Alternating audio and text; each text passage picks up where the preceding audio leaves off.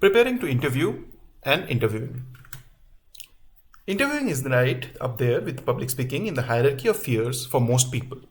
Not only are you performing for someone else, but they're actively judging you the whole time. Yikes! Far be it from us to try and get you over the psychological hurdle. But it's definitely best if you can actually treat the interviews as a chance to show off the cool stuff you have built and the interesting new skills you have learned. The best interviews are enthusiastic conversations with technical depth. The first step before everything is to prepare. You will want to figure out the questions you might expect to be asked and the general responses you will have for each which demonstrate your brilliance. And you will want to research the company too. Your knowledge of the company will help you tailor your pitch to their needs and also allow you to ask intelligent questions about their product and technology when the time comes. Again, refer to the Happy Bee article for some great tips. It's on Web Archive. How the process works once you are in the funnel. Just a quick overview of the process a typical tech company will go through when hiring developers. 1. Phone screen. 2. Technical interview. Then there will be a technical challenge.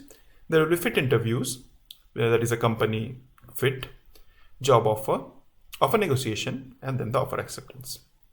The phone screen. Congratulations, your resume wasn't a total train wreck and they've invited you for a phone screen. Note sometimes you actually do the tech challenge first. The real purpose of this screen, which is often roughly a half hour with someone from the human resources, not the actual hiring manager, is to make sure you've got a good chance of passing the technical interview and fit interviews. So consider it a light version of each of these. Here, the HR manager will make sure that you can communicate and you can actually speak what you're thinking without too many interruptions, and you can clearly think and clearly communicate. So that's how you're screened. You will probably be asked about some of the technical things you have listed on your resume, but not actually dive into the depths, though some places do a brain teaser too. And you'll probably be asked some more softer questions about why you chose the job and what you have done before. Companies vary widely in how they use the phone screen. The basic tactic here isn't a tactic. Be honest and enthusiastic and open. And don't be afraid to practice talking about yourself in front of the mirror. Final note, this is not one size fits all and many companies skip the light stuff and dive right into a technical screen, so you have got to be prepared just in case. The coding horror link below is more descriptive about that case. Mastering the phone screen by Monster. So it's a monster.com article. 7 steps for mastering the telephone interview by dorigan.com. And a much more technical phone screen from Coding Horror. So this is a coding on getting the interview phone screen right. Let's look into this one. Maybe this is interesting. Yeah, this is phone screen. So in the phone screen, getting the phone screen right. And then you have some tips, data structures, bits and bytes, and all those. Nice. The tech interview. The technical interview is usually the most terrifying part of the interview process. It's where they will assess whether you have got the technical chops to make it. That means you will not only be asked very specifically about the work you have done, but also to solve logic problems or code live or whiteboard some new features. In fact, one point of the interview is often to push you to a limit just to see how you snap or react to not knowing something. If you do an exercise too easily, they will go to a much harder one. Especially as a beginner, you will hit a lot of stumbling points. The biggest asset you have is honesty and intellectual curiosity, also intellectual integrity. When solving a problem, make sure to do so in a clear and logical way, explaining out loud why you are doing each step. Talk through your roadblocks and give examples of how you would find the solution in the real world. Often, that answer would be to Google for some particular function. Say so. They know you are not a Ruby JavaScript expert or that you know every function by heart. But they need to know that you will be able to seek out solutions to the problems you will inevitably encounter on the real job. It's also totally okay to use a brute force inefficient solution to a coding problem to begin with. That's often the best place to start, just so you can be sure you've got the right feel for the problem. You will usually be asked how you can make the solution better, but that's much better than trying for a brilliant solution and running out of time with no work to show for it. Again, your job isn't to be brilliant as much as to be adaptable and thoughtful in the face of challenges. So ultimately you will get hired for being a problem solver. So that is what you should aim for. So being a problem solver is also very messy. It's not very brilliant or very clean. So you have to be messy to start with. And if you don't know something, it's better to say so and work with your interviewer to figure it out. Trust me, they want you to succeed as much as you do because there's nothing tougher as an interviewer than seeing someone silently crashing on a problem and getting more and more frustrated but not asking for help or providing any window into their thoughts. You will need to read up on a variety of things that weren't focused on in the previous few courses, including data structures and algorithms, just because they're favorite targets of interviewers in this day and time. They may not be the great indicators of coding skill, but the world is stuck in its ways, and you will be asked those more computer sciencey kind of questions, which are like space-time operations, all those things, those kind of questions. So you should have some idea, have some basic ideas of those. Links. So you have pram.com allows you to prepare for coding interviews and practice your coding skills with your peers. Interviewing.io gives you a chance to practice tech screens anonymously online. Interview tips, how to ace your technical interview. This is Insights Dice.com article. How do you stand out in your next web developer interview? Udacity.com. Post on the interview, Martin.com. Read 40 key computer science concepts explained in layman's terms. This is a web archive, but it comes from Caricio. Google's Guide for Technical Development. So this is a Google rule book. It's advanced. Ruby on Rails popular job interview questions if you are going into Ruby. Cracking the coding interview is optional reading and it has the potential to be your best friend. It comprehensively covers all the kinds of challenges you might face in a coding interview. It goes beyond the scope of what we have covered so far in this curriculum and touches on other subjects that are good to know because they will probably come up. Coding test questions.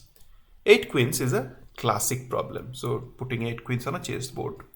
Coding for interviews, know thy standard libraries may be a bit of overkill for a junior, but never hurts if you've got the time for preparing.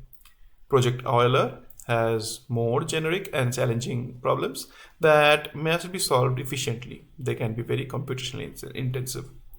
Code Wars as programming problems and examples of best practice. Join the Odin project clan for allies. HackerRank provides challenges, drills, and competitions on algorithms and data structures. LeetCode also has some great resources with problems, explanations, and challenges. Best of all, you don't have to create an account to view the questions. Algorithms training. Udacity course on algorithms asynchronous. Coursera course on algorithms semi-synchronous. VisualGo visualizes many common algorithms to help students better understand data structures and algorithms. Architecture. Teaching software architecture with GitHub. The Tech Challenge. The Tech Home Tech Challenge may occur before or after the in-person screen, depending on the company. They will give you an application or problem which will take up to a full day to complete on their own time. Examples of Tech Home Tech challenges include building out a sample web app with tests or solving a challenging algorithmic problem using code. They will evaluate you on the completeness of your solution and the quality of your code. If it occurred before the technical interview, it's a good mechanism for them to test your commitment. Up to half of the people never even turn in a solution. So you can, just by turning a solution, you are in the better half. You will be performing above average. The final step, fit. A final step before the final decision is usually to meet the whole team and get put through the paces at their offices over the period of several hours. They will probably test you technically, but the goal is also to make sure you would be a good person to work with. If any member of the team doesn't think you would be a good fit, you usually won't be hired. Advice: don't be weird or awkward even if you are at home. It's also a chance for you to test them out. If you have gotten this far in the process, there's a reasonable likelihood that you have got a good match. You will need to figure out if this is the kind of company you want to work for. So bring a list of questions and make sure they get answered. This also shows that you are interested in that company and the kind of work they're doing.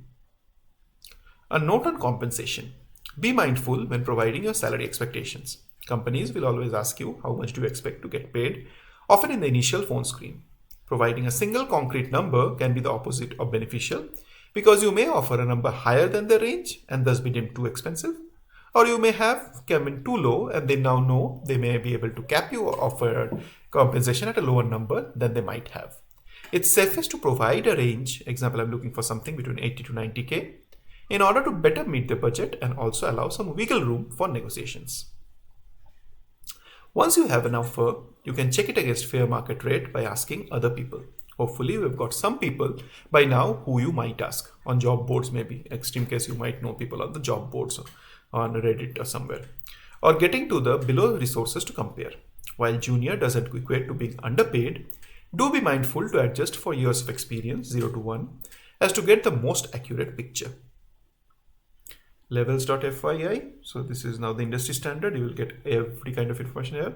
Glassdoor almost on the top. Then there is these 3 comparably pay scale and talent where you can get some more information.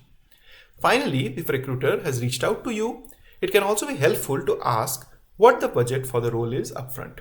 However, this must be done tactfully. If you have not been asked for your compensation expectations and have not been told the budget upfront in the initial message, it can be a great way to understand if both parties are wasting each other's time, but do keep in mind that asking must be done in a respectful manner. It can be helpful to phrase this ask by saying, is there an allocated salary range for the role? Sometimes they may reply that the salary is based on experience, so do keep in mind your range as you move through the interviewing process. With that, we'll move on to the next lesson. Handling a job offer.